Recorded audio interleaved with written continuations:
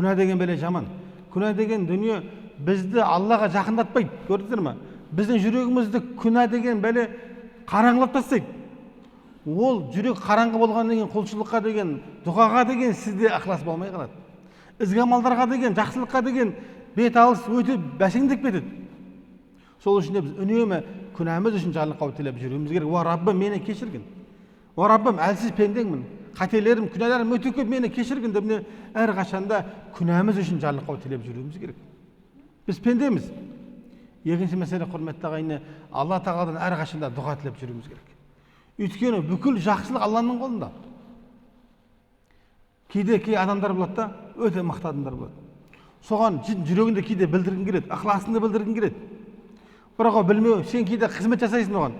Ол сен әлсіз деп тануы мүмкін. Сенің қызметіңді бағаламауы мүмкін. Сенің адалдығыңды бағаламауы мүмкін. Білмеуі мүмкін дейді өйткені. Бірақ сіз Аллаға шынайы жалбарынып дұға етіңізші.